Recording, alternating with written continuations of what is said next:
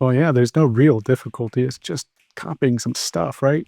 Among those 5 petabytes of data was spread across hundreds of buckets and on the order of about 5 billion objects. The concept is straightforward, but you got to be careful and do it right.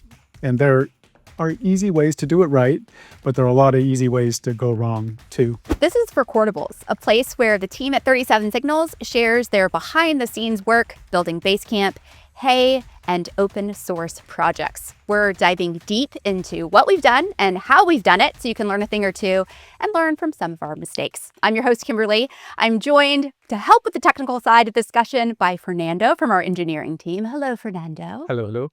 Well, we are talking this week a little bit more about our move out of the cloud. If you've been following 37 Signals at all, you know that we started a move out of the cloud back in 2022.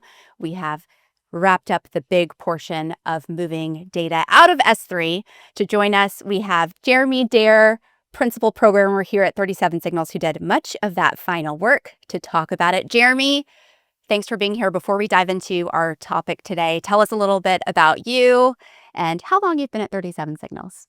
Yeah, I'm a programmer here. I've been around for some ages, and this storage migration is the most recent of probably half a dozen over 15, 20 years. So coming to it, feeling like it's time. We need to move all the bits across the continent again. Okay. Well, I'm sure there's a lot to dive into. Fernando, you're going to help me with all the technical aspects of it, but let's just start kind of where we ended, if you will. We know we've started this move back in 2022. S3, moving that piece of data was like the last part of the project, as I understand it. Kind of tell me why that was the last piece, and then we'll dive into the technical side. Yeah, there are two things. It's expensive, and it's scary. We've got a lot of things to move, and we had built a lot of trust in S3. It's super durable, super reliable. You can't go wrong with S3. It's like the old school IBM thing. It's like nobody's gonna get fired for using IBM. Whereas storing your own stuff, it's all on you. And so if you haven't been shouldering that risk for a long time, you kind of forget what it feels like. And so a bunch of planning, a bunch of mitigation work, risk assessment can help prepare for that. But kind of getting over that hump and just choosing to do it, we're going to do it, solves that problem. The other is cost. What are we doing here? It's easy to open up our wallet and pay AWS, and it causes us to cry a little bit or a lot bit. But when we want to replace it, we're looking at spending hundreds of thousands, millions of dollars on something. And we've got to be pretty sure it's going to work. Or we've got to be certain it's going to work. But also not spin our wheels for weeks, months trying to figure out and prove it for sure. So we need to come up with some kind of framework for understanding what we need and being able to prove it before spending a bunch of money. Third thing, really, S3 also has this tricky bit, which motivated some of the cloud exit of you got to pay. You got to pay for everything. And one of the things you got to pay for is bandwidth coming out of S3. So if you want to move your data, you've got a little bit of a lot bit of a handcuff situation. You got to pay to get your data out. So the EU came up with some kind of regulations around this, and all the major cloud providers got out ahead of the regulation, saying that you got to be able to exit, and you can't kind of keep people's data for ransom. And it was like this before. If like people didn't necessarily want to leave S3 because the alternatives were not great, and you're on the upswing of cloud adoption. Look at all the things we're not doing. You just get to send it out to this abstracted thing and pay some monthly fee rather than doing it all yourself and paying hundreds of thousands up front for storage hardware that you've got to run yourself and maintain yourself. So anyway, AWS came up with this waiver program wherein you could get your data out of S3 under certain conditions. And the conditions run like this. You've got 60 days, 90 days, whatever. You've got a ticking clock, and you got to get all your data out. You can't half-ass it. You got to get it all out. And if by the end of that time you can prove that it's all out, then you'll get AWS credits for the bandwidth cost. So you got to estimate how much stuff you're storing and then how much bandwidth it should take to get out. If you do it all perfectly, which of course everybody would do, then that would be your credit. So the public messaging is like, we're chill with this. We'll let you get all your data out. The reality is you've got this kind of tight binding contract and you got to do it perfectly. And then we'll give you a refund. So yeah, Oh, wow. Do we pick the time frame? we do not pick the time frame. Do we pick the 30, 60, or 90 days? It's negotiable. So depending on well, the internal messaging toward customers is a limited time frame, like 60 days or something. The external messaging is, well, we'll work with you. We'll be reasonable. So the reality is kind of in between. We do have great account reps, so I can't fault that end of things. It's been wonderful interacting with AWS. But you see both sides of things. Of we're going to look to the world like we're ready for you to leave, but in fact, we're going to make you jump through a bunch of very tight hoops. Well, I was going to joke like, oh, it doesn't sound that difficult. You just, I don't know, copy a bunch of files over to your hard disk drive somewhere.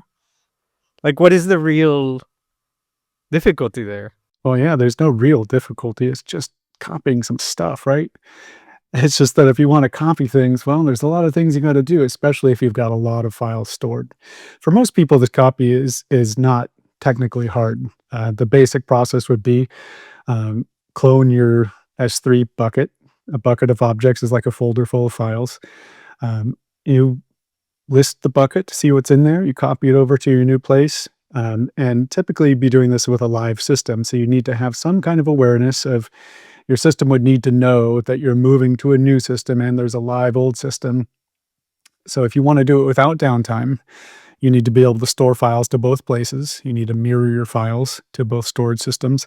And then you need to do a copy. And after that first copy, maybe you've got some stuff that's in one storage system but not the other and vice versa. So you need to bring them into sync. You need to reconcile them. And none of this is offered by AWS. It's all on you. AWS does offer something that does something like this, but you got to pay. I feel like that's a theme. Yeah. So if there's a data transfer service that can do something like this. And in fact, it can do a lot more. It can do like incremental syncing between disparate systems.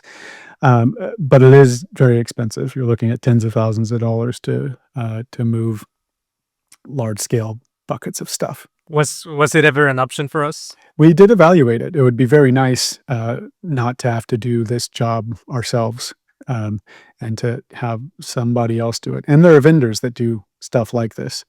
But again, you're looking on the order of like tens to hundreds of thousands of dollars. Wow. Depending on the size of your buckets. And most of them will scale with your storage. So they're looking to take a percentage cut because the more you've got, the more you can pay probably. Jeremy, when you're saying the size of our buckets, like how much data are we talking about that was being moved? So in aggregate, we had about 10 petabytes of data across a bunch of buckets. Some of our applications were responsible for a lot more than others.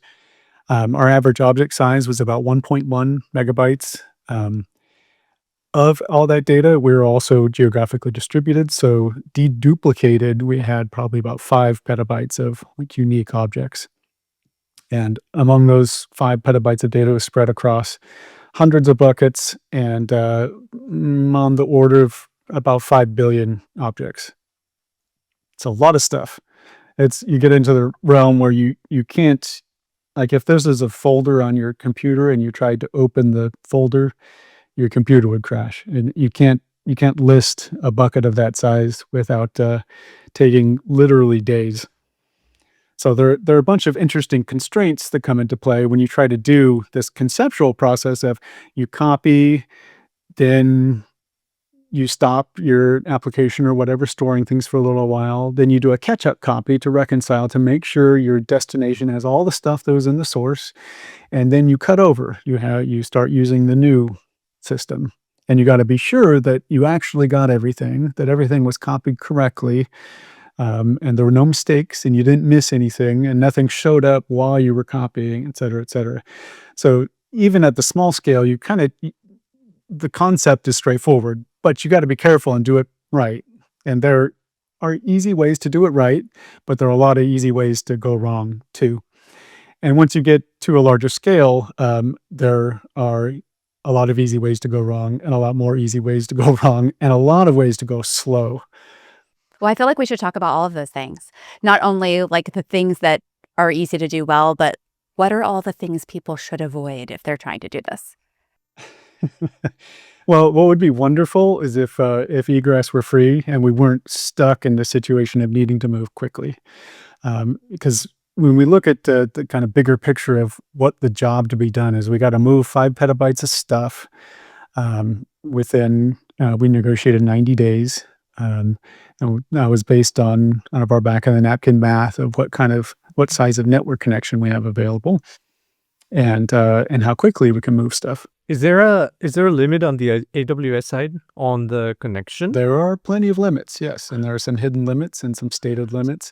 So that comes into play when we try to figure out what our limiting factors are. Wait, sorry. So if we do a bounds analysis of, Yeah, let me backtrack Go just ahead. a little bit. You said like, okay, we negotiated 90 days.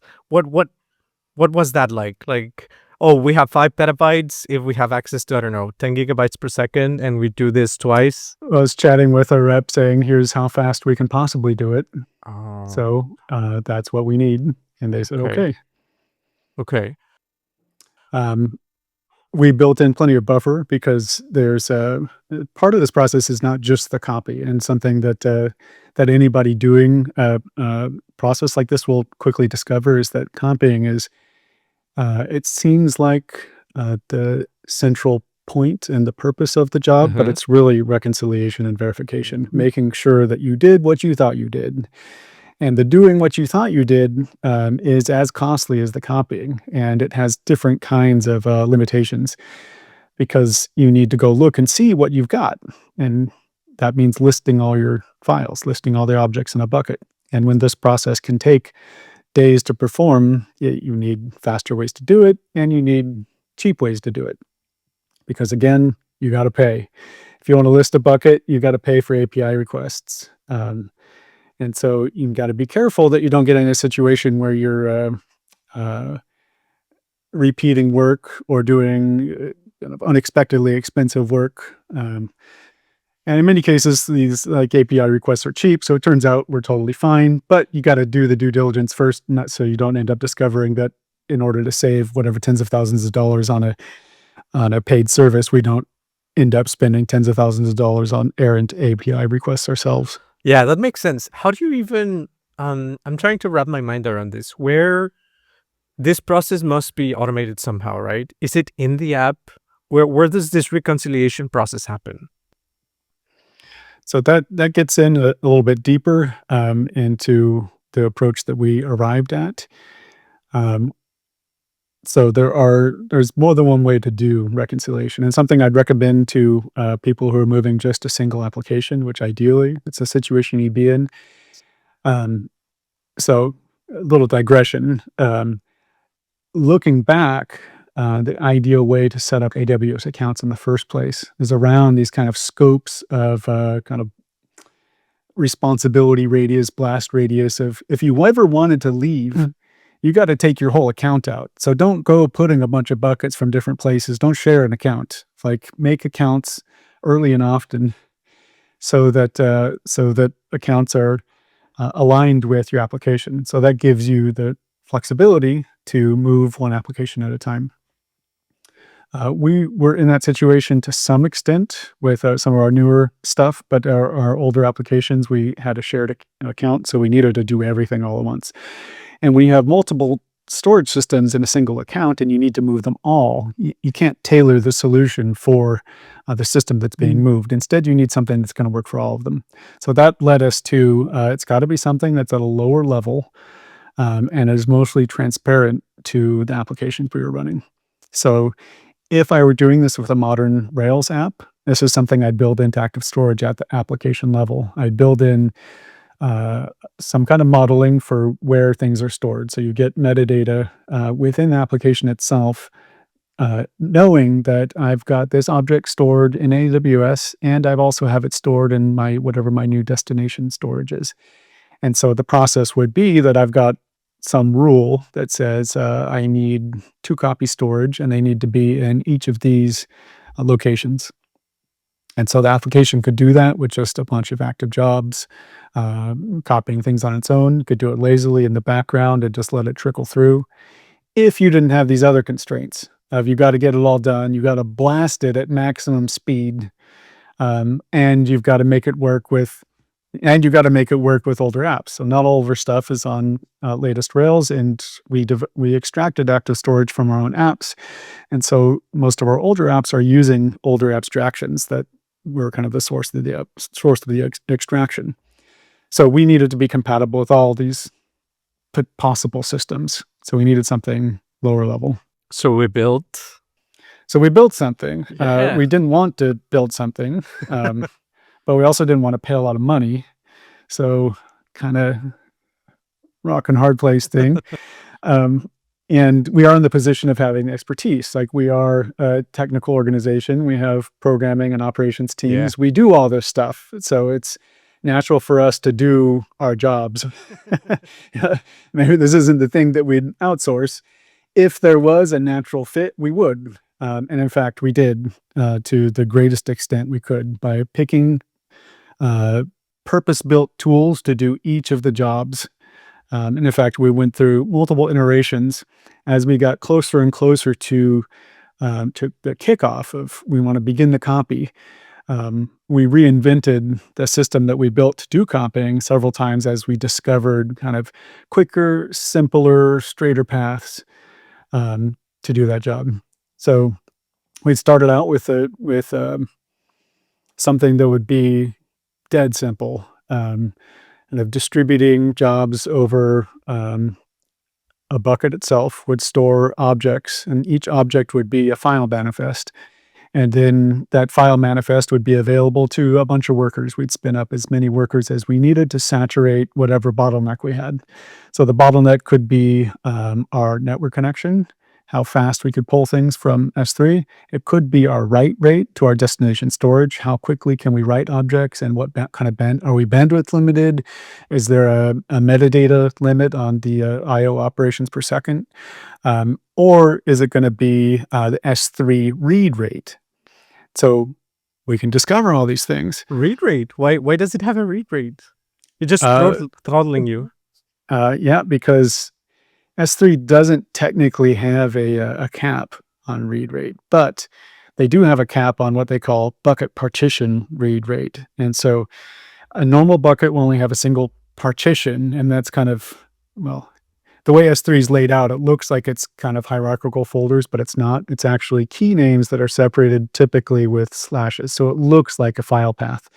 And the natural way to partition a bucket would be, let's take all the first file paths up to the first slash, and we're going to turn that into an internal S3 partition, which is like their own way of kind of sharding the bucket so that they can scale out. So that if you want to do things like write a ton of things to S3, it can be fanned out to multiple partitions. And as you write more, it's smart about noticing that write rates are hot on certain partitions, and it'll split them automatically for you, all behind the scenes. So you can't even tell what your partitions are unless you give some kind of cues or use like a traditional like slash character, which can help S3 figure out, but also you don't need to. It'll just do it for you, but it'll do it based on your usage. So if you have a moderate usage app, the first time you're going to have high usage is when you try to copy things out of it. So you're going to hit the rate limits pretty quickly, especially if you have a lot of small objects. If you've got a lot of big objects, you're going to be bandwidth constrained, probably on your own network connection. If you've got a lot of small objects, you can fill that pipe with tons of connections, and you're going to hit the rate limit quickly. The rate limit is, for the record, 5,500 GET requests per second. So that's fetching And we hit that. Oh yeah, yeah. Oh my gosh. Yeah, that's That's insane. so out of the box tools can hit that pretty quickly especially if you have small objects. Right. We got a little bit lucky because when we did our migration into S3, we worked with S3 to pre-partition our buckets, knowing that we'd be writing at high rates.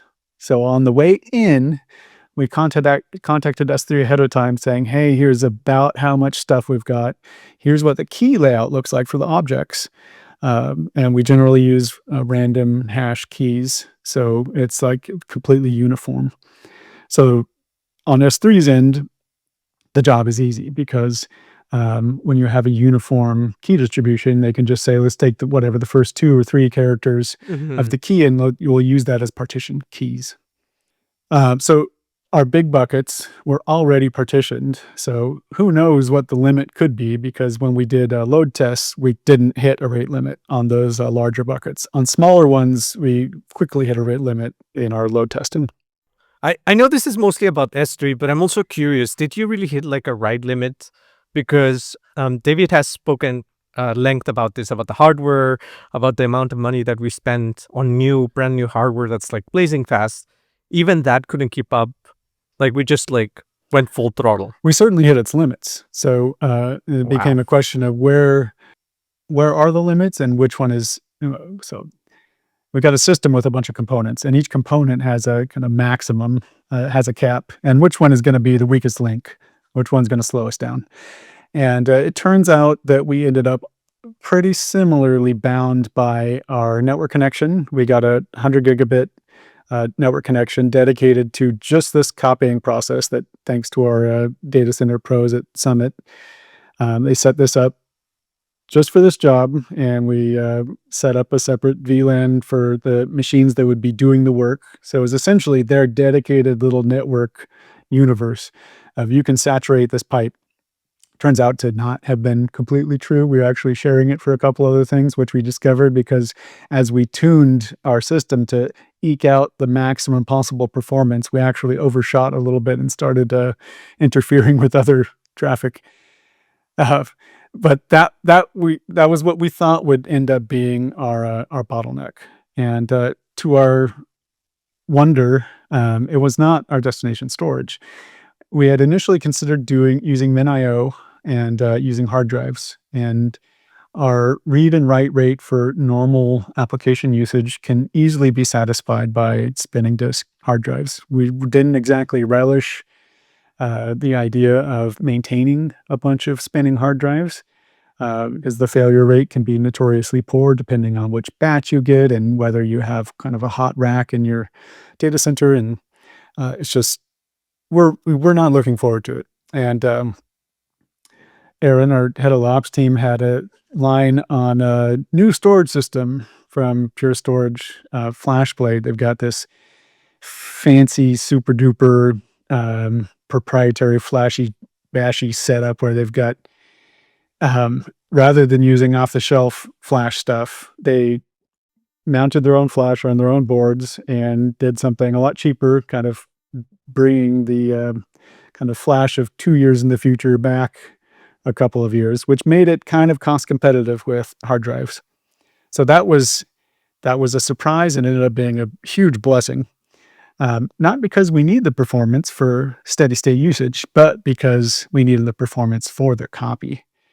So if we had been on hard drives, we definitely would have been limited by our write rate into that storage cluster. By physics, just how fast you can spin those writes. Yeah. And so, I mean, it would depend on the number of drives and actually we probably, thinking back, I think we probably would be able to satisfy 100 gigabit traffic on hard drives because we'd have so many of them. In any case, it was a blessing, not quite in disguise, but we're all happy to take the other path. I'm digressing a little bit, but if you're choosing storage systems, like it can seem like make the choice based on what you can afford now, but it's also what you're paying over the course of 5 years or 10 years. And our our total cost of ownership analysis was based on 5-year, 7-year, 10-year, what it would be like to keep the system around for a long time. And the power savings alone from flash are significant. It's a lot cheaper when your power is expensive in a costly data center that uses up less rack space. I hadn't even thought of that. Yeah, Like when you go from an actual, like I'm just picturing like a bunch of machines in a place, but if you're going to like clone 5 petabytes, it has to be a lot, right? A lot of machines, a lot of power, a lot of network, a lot of everything. yeah. It's a crazy time in the storage world. There's a bunch of new form factors for solid state drives coming out right now. So it gave me a little bit of FOMO because I see these things coming out just as we purchased this giant system, and we still made the right decision for the time. But in about a year or two, there's going to be kind of a new generation of solid state drives coming out at 256 terabyte size per module. So you can fit, um, what was it? 40 petabytes in 2 units rack space. Wow. So you could fit all of our storage into just a tiny little bit of a rack. And in the hard drive era, we'd be looking at like 2 full racks just for that storage. And so the shrinkage and power savings are dramatic, and it's all happening now. And a lot of this is driven by AI stuff of people need a ton of data stored and super high bandwidth to it. And so new vendors are cropping up daily trying to do this kind of job. So they're also driving the flash hardware side. So hopefully this will become just kind of a commodity storage problem, and you'll be able to go to Supermicro or Dell or whatever and order up some servers that are packed full of these drives, and you won't need a special setup. You'll just go to Newegg And buy one. yeah. Yeah. The limiting factor No, by tell me. far is network bandwidth. So in almost any copy, that's going to be the cap you're going to hit. So having a good data center partner is essential there. We were able to get 100 gigabit connection set up in just a span of days. And we had plenty of lead time, et cetera. But still, it's just wonderful to be able to bring in a big pipe like that. And of all things, we have AWS Direct Connects already, but not allowed. You cannot use your special direct fast connection to AWS to do the data egress. You've got to use the public internet. Even if you pay more money, hoops. pay more. Oh, wow. Yeah, so you pay money, but to get this other bandwidth covered, you've got to use the egress cost, and I guess maybe it's just tied up in some kind of red tape in the direct, like would they cover the cost of the direct connect? Like maybe they can't account for it. Who knows? Or Jeremy, I do have a question because obviously we were moving multiple applications or working with multiple applications to make this move. Was there a specific order that you were moving them? Or was it just, you just kind of picked an application and did that? Like what was the reasoning behind the order for the move? there were 2 phases. So we chose some smaller applications with less storage, but that would be representative of our applications with larger storage needs that we would migrate before the egress window opened. So essentially, we wanted to test the process. We want to be prepared that when the window opened, we'd be able to blast. Didn't turn out to be that way. We had some delays as we optimized and restarted things and whatever, but it was crucial to do that. Identify some systems that we could do real life copies and not just kind of test runs. So we chose a couple of representative systems and did those first to prove kind of a blueprint for how we do it for our other applications. And each application ended up being not quite cookie cutter, but once you've kind of improvised a recipe a few times, you kind of know what you need to do. So you come into it with a plan of attack of you need to do dual writes to multiple places. You need to do a reconciliation step. You need to be have a well-defined cutover process. And so you come up with a checklist. Validate the checklist by doing a live migration and kind of iterate, fine-tune, and and you're ready to go. Then when it comes to the actual copy, we go criticality first. The things that we want to be absolutely sure, and the business critical stuff, Basecamp, Hey, all our primary revenue generating apps with the big data. We want to get those started as soon as possible because there's the most to copy, and we want the greatest assurance that we did it all properly. So give us the most headroom for unknown unknowns. We've got our known unknowns of things that might crop up, but we also have room for just we don't know. Who knows what would happen? And we came up with a bunch of those, so we're grateful for having started them early. But yeah, definitely dive into the trickiest, biggest thing first. That makes sense. I'm still trying to wrap my mind around this. Is like, you go to a small app and you're like, okay, you know what? We need to migrate this. You start building the program that you mentioned, right? The reconciliation program. Is that program a Rails server on its own? Is it like the modifications that you mentioned to active storage? No, so we built a new thing that kind of scales up the basic idea I started with of I need to list things to know what's in the source. I need to copy everything in that list over to the destination. And at a small scale, I can use a single program. We used one called rclone. There's one called rsync, and most technical folks have used one of these before.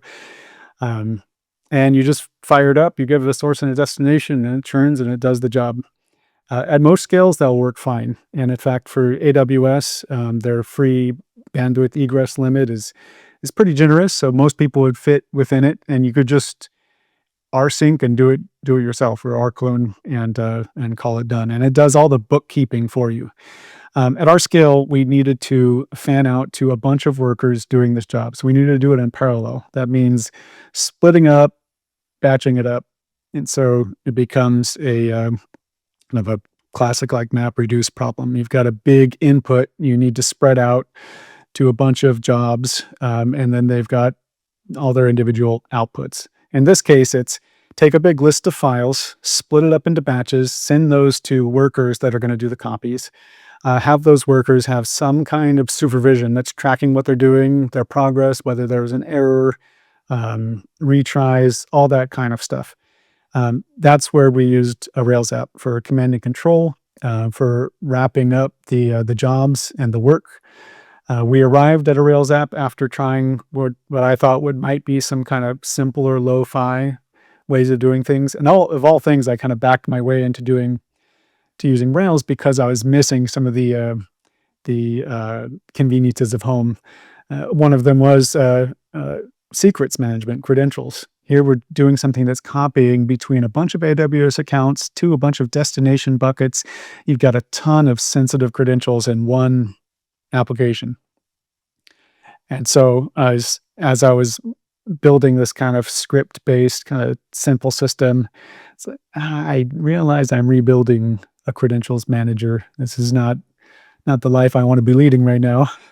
And how about I do something that's already built for me? And so going to essentially to vanilla Rails, because of this mildly auxiliary concern. I had a bunch of other kind of pressures swirling in my mind that were resolved by this. So who knows whether my unconscious is also kind of like, I can kind of feel that change is going to need to be made. And here's the thing that just triggered it. And the trigger then led to a bunch of nice outcomes, like being able to use active job and solid queue, and a lot of things we're familiar with for basically how do you distribute this work. So in the end, you have like a single Rails app that you're constantly, like during this window, you're constantly monitoring, like, okay, did it complete everything? Or are there any retries, errors? And then you go and fix them, like you say, right? Oh, we hit this limit. Let's try and work around it. So that's part of the approach based on the initial migrations as our kind of test runs. As we discovered in the test runs, you're going to have new errors, kind of surprises crop up. And so we prioritized failing fast and not trying to be kind of resilient in an automated way. So not building in things like exponential backoff too early. because sometimes things were not things we wanted to retry. They were actual errors. So being able to identify something that was truly like a transient failure, um, and then automate it late rather than early. So we treated it kind of like an end-on cord of like, here we've got a production line. We notice something's failing. We pull it, we stop everything, we fix it, and then we proceed from there. So that drove a lot of other decisions of when you break things up into chunks, they need to be observable, they need to be retriable, they need to be supervised, and especially for diagnostics and troubleshooting, you need to be able to see what's going on. So in these cases, you've got a active job process that invokes another tool, and you've got hundreds of these running, and so you've got this standard output and standard error from a bunch of tools. You've got the exit status. How do you see them? And so this, for me, this was kind of a crucial stumbling block of like, if I can't see exactly what's going on, I don't know what's going on. And so I don't want to spend a bunch of time guessing at and troubleshooting.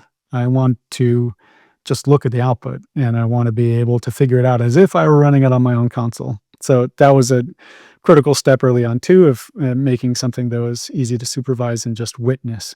If something's failing, I could try it myself. I could invoke it myself, or I could pull up a transcript of what that process had done.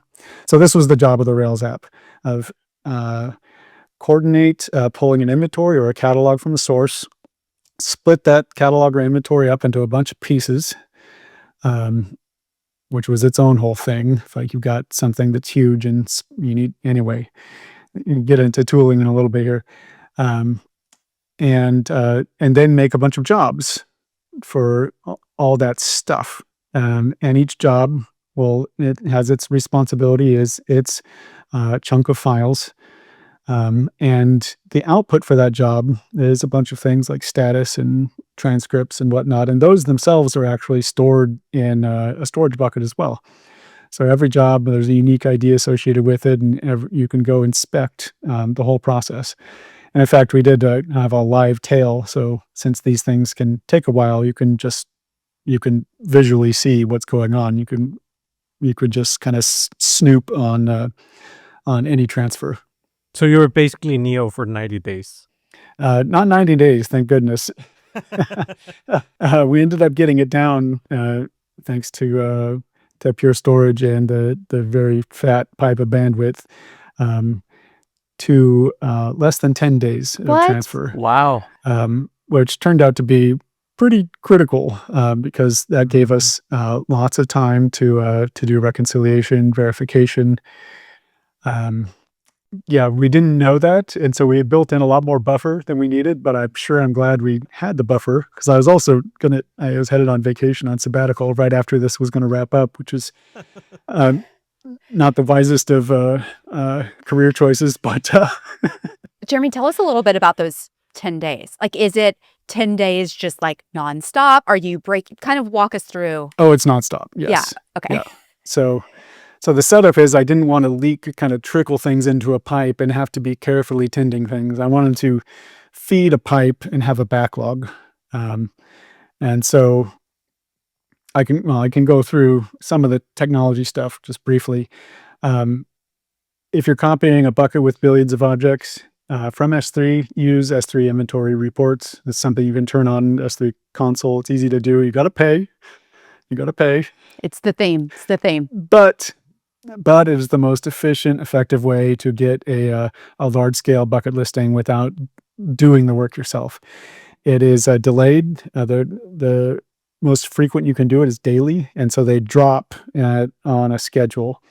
And so for this kind of process, where you want to do a big bulk transfer, daily's fine. And particularly if the system that you're migrating is doing dual writes, you're writing to both the old source and your new destination, you know that you're already in sync. So there's not going to be missed writes. So the thing you do here is you turn on dual writes to both places, and then you take the inventory from the day before you turned on writes. So you know all all new objects are being written to both places. So the old inventory is sufficient for knowing that you're going to get a bulk copy of, and it's going to bring you into a chord. Everything's going to be the same.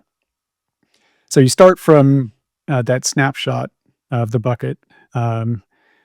So we used S3 inventory reports. We didn't have that turned on everywhere. We developed, we looked for another tool that could do something like this. And there are a bunch that take a similar approach. If you try to list an S3 bucket, it will take literally days because you need to sequentially list files, and it lists whatever 1,000 at a time or some 10,000 at a time, something like that. Anyway, order of magnitude wise, it's ages. But there are some tricky, very clever ways of doing this where you can do it in parallel by estimating what the prefixes of a bucket are. And you can ask S3 for bucket listings starting from a certain prefix. So if you know your key distribution, then rather than doing a single sequential listing, you can instead do thousands of parallel listings for every prefix you've got. So you can turn multi-day bucket listing into something that takes like 30 minutes. So I had that in my back pocket in case we needed live listings. If we discovered that we were going to be in a situation where we needed to do a downtime, or we weren't able to do dual writes in a system. So you'd need a downtime to be able to stop writes from the old system, but also not write to the new system so you wouldn't get out of sync. And also to list the objects in the destination buckets, because Pure Storage and the FlashBig product does not have an equivalent to inventory reports. So you've got to do the listing yourself. So on that other side, you want to take the inventory report from S3, and then you want to develop your own report of the destination and compare them. And any discrepancies need to be accounted for. So you need a fast way to do that. So there's a tool called S3 Fast List that's on our GitHub. We forked it from AWS samples, and we adapted it so that it would support non-S3 storage systems so that we can use it to list FlashBlade buckets. Works great. Very clever approach. Really pleased to find that. We didn't end up needing it that much, but it was a wonderful diversion and felt like a kind of an insurance policy of a special built tool in the toolbox. The next thing was, how do we split these things up? And we started with, oh gosh, how are we going to take this? The S3 inventory report comes in either CSV format or Parquet format. And Parquet being like flooring, it's like kind of split up. And actually, I don't know how far the metaphor goes. But it's a very efficient format for doing columnar data storage. So it's great for analytical processing and whatnot, where you know which columns you want to work with and you need to do some transformations on them. And it's particularly nice for something like this because there's tooling that can ingest it, that can stream it from a remote destination and operate on it and then emit it again. So it took us a while to discover this because I was looking initially for just something like polars. There are different tools that can ingest Parquet and operate on it, split it up, whatever, like use a windowing function we wanted to do something like split this not just into number of objects, but in total batch size, so that we would evenly distribute batches across machines so that we wouldn't end up with uneven bandwidth demands. So you wouldn't have one machine that is working on a batch of a bunch of small objects and it can't fill the pipe. What you want is to have an even distribution size-wise so that you're maxing out the pipe on each of the worker machines.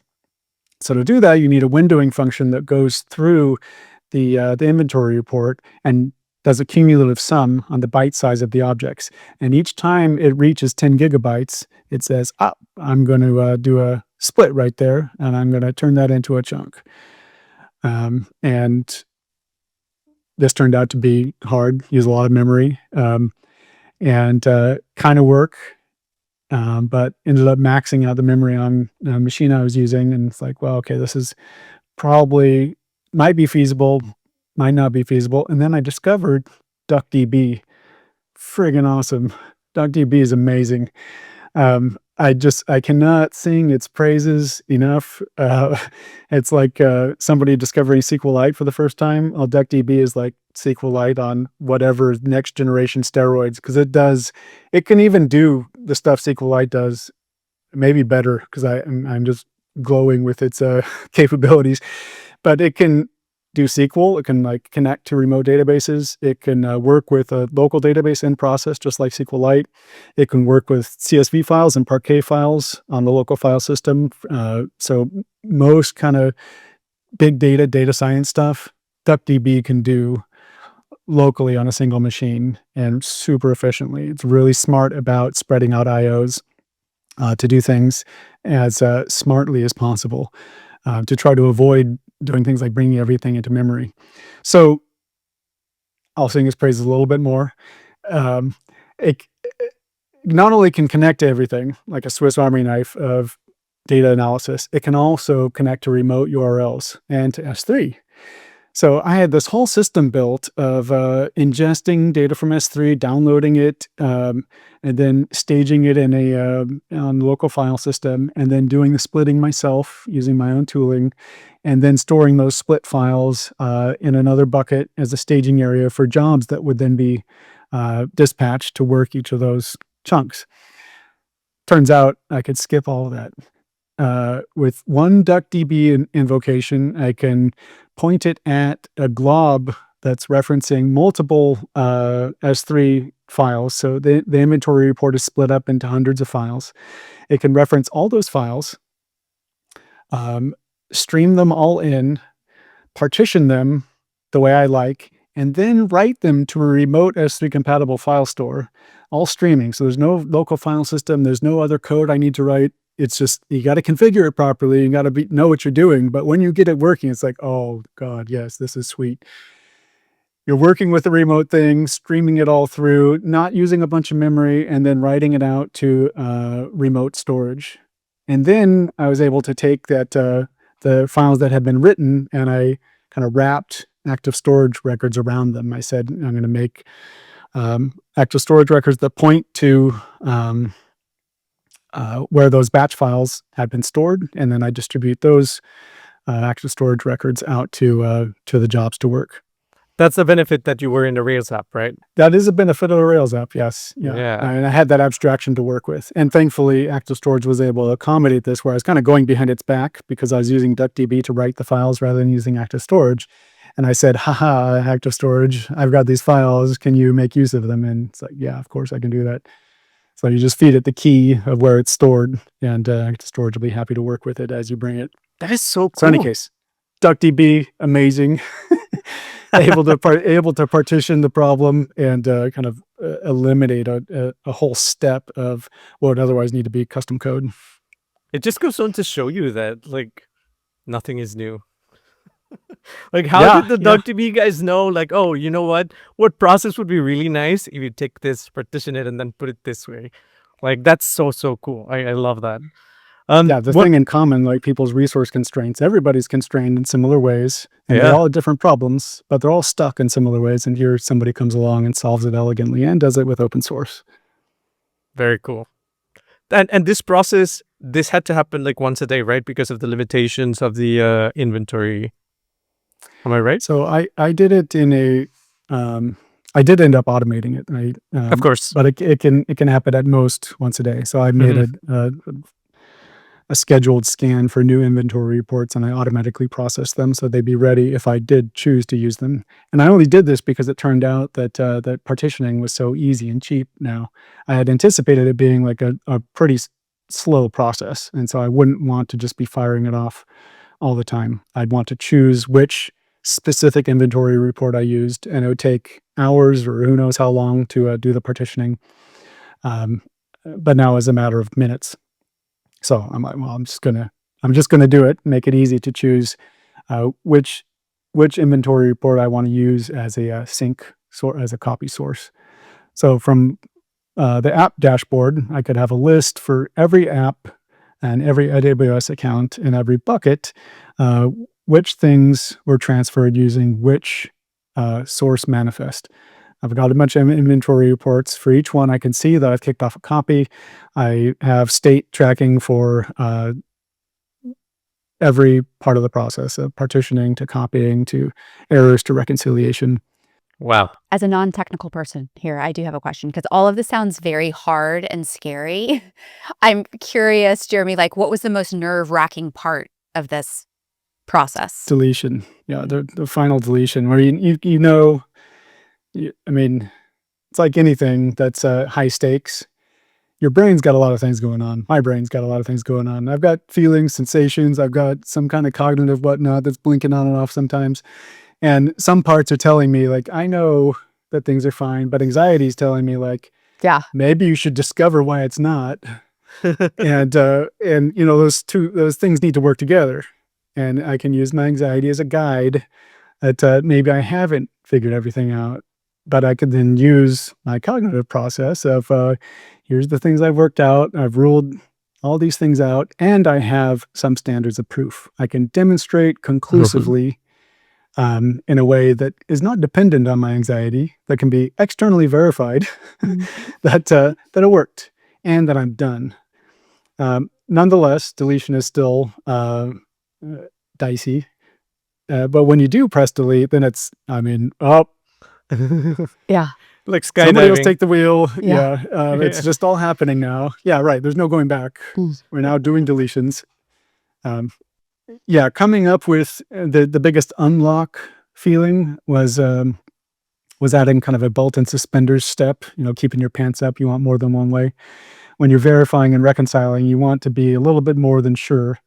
And so thanks to Pure FlashBlade's extraordinary metadata read-write rates, we can do hundreds of thousands of metadata operations per second just without breaking a sweat. It made it easy to do, rather than doing reconciliation against inventory reports, to do reconciliation by doing a live sync. And so with an inventory report, you've got lag time between the listing and kind of the live state of things.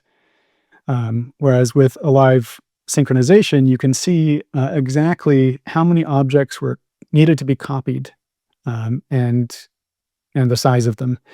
And so you could essentially do repeat copies fairly cheaply until you can see that everything is done. And it really helped just psychologically and as a matter of kind of certifiable proof that you get the final copy that says nothing needed to be copied. Everything was up to date. And that typically came after there's another key step of when you're doing dual writes to a previous source and the new destination, you turn off dual writes and you go to single write just to your new storage destination. And then at that point, you know, only your new one is new. And if you did need to roll back, you're kind of like, if I did need to roll back, now you're out of sync. Now you need to copy the new stuff back to the old place. So that happens after you get your green, everything was cool, nothing new needed to be copied. Turn off the dual writes and a final sync can just double verify. Nothing is changing. Nothing is accidentally writing. So I did a bunch of other, you know, more than just belt and suspenders, also whatever else contraptions you couldn't imagine keeping your pants up. One of them was just changing the permissions on the S3 buckets. As some of these, we had old systems that had multiple things writing to them, and you kind of know, but do you really know? And one of the ways to be sure is to just turn off writes. So if something was writing to it, it would error. So that's kind of the final straw of assurance. Like when I go to delete this or I go to turn things off, I don't have some straggler that's going to surprise me. And it was only writing some hours of the day or I was on a cron job or something, so I wouldn't have caught it in the initial sync. My hands are sweating and I had nothing to do with this. Like, oh my God. The amount of, okay, the $1 million question, was there any downtime? There was no downtime. Everything worked, and it was, really quite wonderful. There were some things we broke, so I suppose We don't need to talk about that. No, I'm kidding. the 100 gigabit link was actually on a shared link with some other things that were using a portion of the bandwidth. And so when we pushed over about 80 gigabits, we started kind of impinging on some other stuff that needed to not be impinged on. And so we did cause some errors elsewhere, but the copy was fine. Yeah. Suspenders worked, right? Yes. Right. Yes. Jeremy, question for you. Now that this is done, like it's tied up with a bow, looking back, are there things that you're like, oh, I wish I'd done this differently? You can say no. No. Okay. No. Yeah, I'm pretty happy with how things worked out. I appreciated the incremental approach to starting simple and focusing on the epicenter of what I thought was the epicenter of the problem, because I didn't build too much, as I discovered that the true epicenter was in verification, reconciliation, and inventory management. It's about how do I track what's going on, and the copy itself was fairly simple. I did rabbit hole a couple of times. I built out a kind of a live view system that I didn't actually end up using much, but in key times I did. So it's a kind of like hindsight bias of like, I didn't need to do all that, but I kind of did to discover that I didn't need it. It's a little circular, but it allowed me to diagnose and troubleshoot things that were blockers that would have been really hard to work out otherwise. Because it's things that turn into like little Heisenbugs of, if I run this myself outside of supervision, it works. But then in my supervision framework, something breaks. And it's stuff like I'm opening a pipe and I'm feeding things to standard input, and I got another pipe that's reading, and like a pipe could get wedged because somebody hasn't read from it frequently enough or something like this. And it can manifest as some other kind of error. Anyway, having that kind of visibility was really helpful, but looking back, I could probably delete it from the app we built. My question would be, I mean, you are an eminence within the Ruby and Rails community. Let's assume I'm just an average Rails developer. What is the complexity of the project I can take on from moving out of S3 to our own hardware? You could take on this whole project. And this is one of the magic of this is that a lot of the feeling of criticality is the business criticality. It's not technical difficulty. It's a modeling problem. And there's some tricky things with process supervision that Ruby doesn't make super easy, but it's not bad. And there's plenty of other kind of worked examples you could start with. And otherwise, the degree to which vanilla Rails just works is quite gratifying. And in particular, well, Kamal also, in fact, leading into this, as part of figuring out our upper bounds, was doing S3 load testing against our FlashBlade. So we got this new S3 service. What can it actually do? Well, there are load testing tools out here that can do that. And I used Kamal to deploy one of these tools out to a bunch of nodes and hammer it as much as I could. Worked great. And I used Kamal to deploy our copying application called Nostos, and worked fantastically too. And I was able to use Kamal accessories, to stand up the database that did all the state tracking, do OpenTelemetry observability, do logging.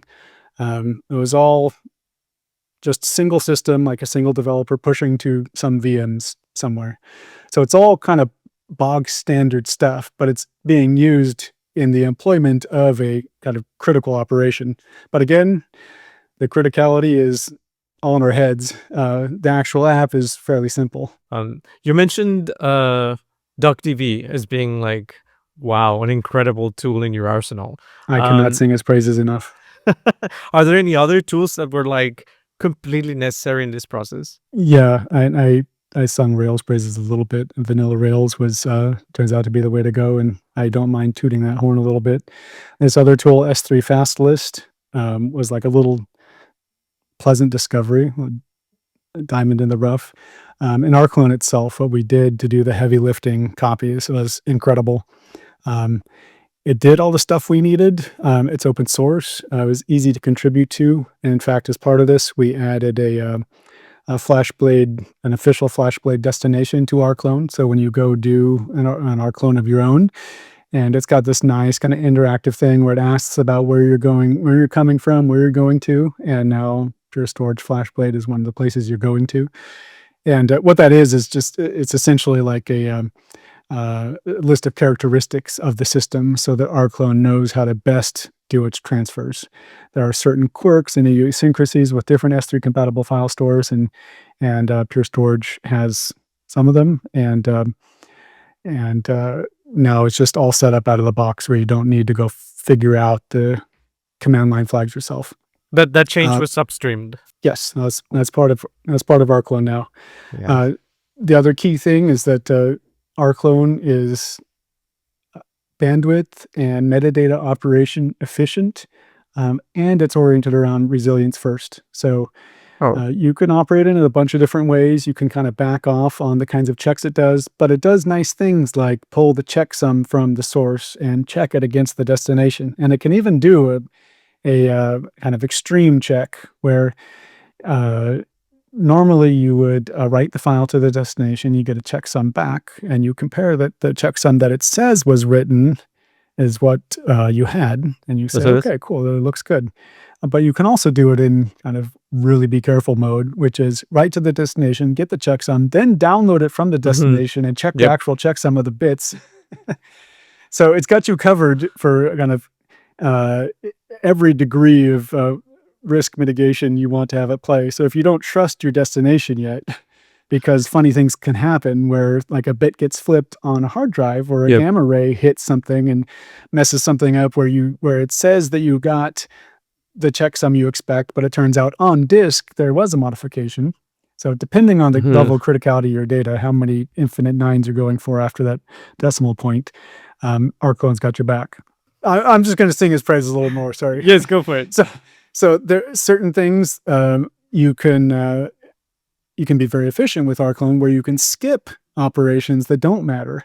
And if I don't want to do a bunch of metadata operations against S3, like checking last modified time, whatever, things that are not present in the S3 file listing or in the inventory report that would normally need to make a head request against S3, which you got to pay. If I don't want to go do that, and I don't want to bottleneck on making those calls to S3, because again, there's just adds to the rate limit bucket. And on the flip side, if you don't want to do excess metadata operations on the destination, you can tune our clone to your heart's content. I was going to ask, did we at any point consider like doing random statistical analysis with like a full, give me the bytes back, do the checksum here? We did.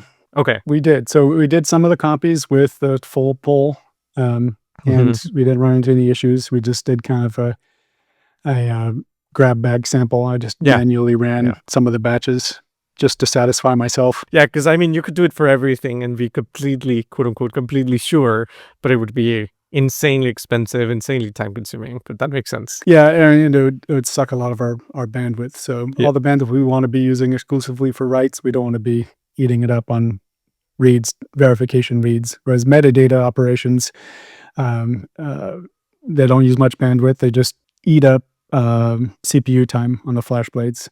So we're able to calculate all that out too, depending on the number of kind of compute cores in the FlashBlade cluster, how many metadata operations you can possibly do concurrently. So essentially, we wouldn't flood it. We would edge it just a little bit over what it ought to be possible, what it ought to be able to do to keep it fully utilized. That makes sense. I want to go back to the open sourcing.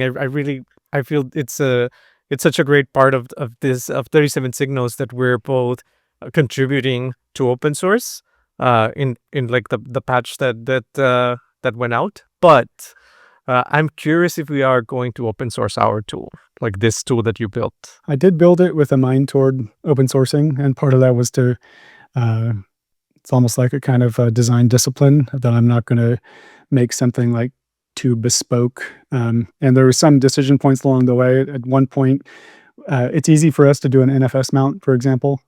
and to use an NFS mount to share files. But it's not terribly different to use an object store and to use active storage. So in a case like that, I erred on the side of using vanilla Rails, of using object storage rather than developing a different kind of file storage backend. If I was just doing bash scripts, I would probably do an FS mount. But as soon as I moved into Rails, it's like, let's just do it all the Rails way. And once you're doing things the Rails way, it becomes almost hard to do it in a 37 signal specific way. Of the things you hard code in, it's easy not to. And things like where your credentials go, well, goes into a separate credentials area. And things like AWS accounts and credentials are modeled in the database. I used active record encryption to store credentials in the database, so they're not part of the repo. That's part of kind of your onboarding process. You start with a blank app, you add AWS accounts, it takes your credentials and goes and scans for all the buckets you have and imports them into the app. And on a regular basis, you can go pull them, and then you can start copies from that stuff. And similarly, you set up destinations in just the same way. So you can support different kinds of sources, different kinds of destinations. Perfect setup for being a general purpose tool. As we got closer to the end, I did start specializing some of my design decisions based on the phase of the copying that we were in. So I started tuning the dashboard to reflect what I needed to know. So, and that sacrificed a little bit the things that are important earlier on. So as it got into like, okay, I just need this for me. I'm going to totally revamp things right here. Now the UI is, it's a little bit narrower and purpose built for my needs, and not everybody else could necessarily understand it. So in any case, yeah, it's very open sourceable. We'd like to do it. I would like to do it. The investment in doing it is like, oh, okay, you gotta like tease apart some things. And so one possibility is sharing it kind of like an artifact of here's what this looked Right. like frozen in time Mhm. at the end. And if you wish to take it and adapt it and turn it into something, because this is certainly not our line of business, we're not going to make a product out of doing this.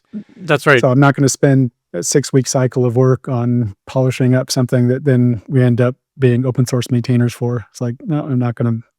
So I'll share it, but I'm not going to maintain it. That's awesome. And what do you feel are the next steps now that you're like the full transfer is done, you deleted everything? Where do we go from here? What about backups? What about Yeah.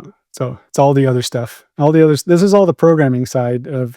I drove the copies and the transfers from the application and the software looking out. Our awesome ops team and Nat and in particular did all the operations side of how do we stand up these storage systems on the back end and feed them and keep them well fed. And now that we've got all the bits on a disk somewhere, how do we make sure we don't lose them? It's all the standard kind of data reliability stuff. And so we run through the cases of like, what can happen? What are the things what are the risks we need to mitigate? And things like data loss on a drive or losing a system, losing a power supply. Each of these things has its own kind of redundancy, and that's all on the system side.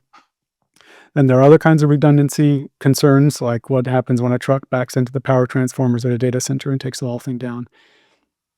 Well, we're not going to lose our data, but it's going to be unavailable. So then we got the availability problem. Well, we've got a second site, which is our backup of the first. It's kept in sync live, and it lags in a sense that we don't write to it directly. So we're insulated from things like software bugs in our applications. If we accidentally delete something, like, oh crap, we wrote a bug that deleted some stuff. It's like you need a backup. It's not sufficient just to have like high durability. You also need to be insulated from other kinds of mistakes. And our second site is essentially that. We've got another storage system that similar size, similar class, similar write rate, and we replicate from the first to the second. So if there is an issue, availability-wise or durability-wise, we've got a place to go. And we'll just flip the applications over to use the second one. Now, that's not the whole story. For backups, there's the kind of age-old 3-2-1 rule, where you've got 3 copies of your data on 2 different kinds of media and 1 offsite.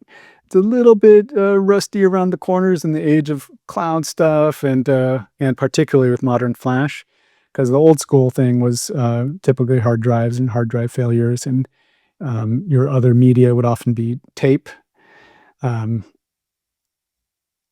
And these days, that picture looks a little bit different. What is different media, really? Is it other kinds of flash? Is all flash one kind of media? You need sufficiently different characteristics that if something catastrophic were to happen to one mode of file storage, your other mode would not be affected by the same risk factor. So we're looking at doing a third site with hard drive storage or a different kind of flash, and acting as our insurance policy. And the other factor that we're pulling in here is that our 2 sites are using the same vendor. So we've been very happy with Pure's FlashBlade product, and we had similar resource constraints, both in power and cooling and rack space in both data centers. So using Pure for both made sense, and we're able to smush them together into one contract. Just sensible step. But that's a single vendor, and we run the same operating system. We do stagger upgrades, but if there's a bug in the system and we deploy it to both systems, well, we essentially have a single point of failure. We don't have 2 systems anymore, and we've got one operating system and the same bug affecting both.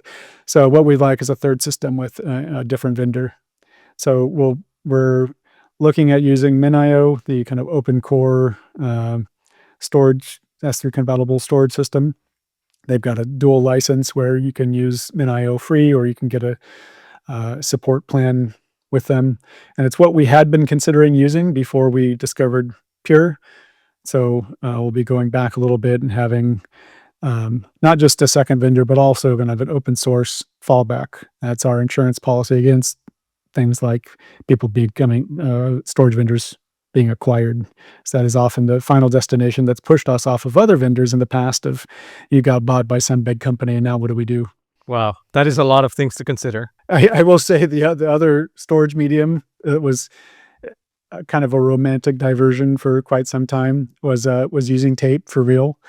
Back in the day, I operated tape libraries, and there's something that's just kind of retro future tech satisfying about seeing a literal robot going and grabbing a tape from a library and putting in a little drive, and like, oh, I'm going to copy my stuff onto there. And it's super durable. You don't need power for tapes just sitting there. And they're guaranteed, I mean, their lifetime is like 30 years. And you can go put them in whatever, a salt mine somewhere, and you're good. And you could pack up your tapes and you could carry them in luggage if you wanted to. There's just a lot of aesthetically pleasing characteristics about it. So we really tried to make this work, because you could get a whole multi-petabyte storage system going for like less than $100,000, which is, as far as like capital outlay, that's like fairly cheap per terabyte. But devil's in the details. So like these tape systems are built for older school systems that have a directory, like a file system that you can trawl through to see what needs to be backed up. Object storage is a little bit different. To figure out what needs to be backed up with object storage, you need some kind of gateway which pulls new objects into a scratch space and then backs those up to tape and keeps a catalog. And there's just a whole finicky kind of additional system you need. And then you'd have the troubles of like, how do you restore from tape? Well, the only case it would be in is like a truly end of the company kind of scenario where some kind of nuke is hit and you want to recover things, and it's going to take weeks to recover from tape. So yeah, it's truly an insurance policy at that point. And like, well, it'd be an aesthetically pleasing insurance policy and one that's fun to consider, but it's not actually going to work. Dang it. Jeremy, thank you for joining us. This has been Recordables, a production of 37 Signals. To learn more from our technical team, check out the developers blog at dev.37signals.com.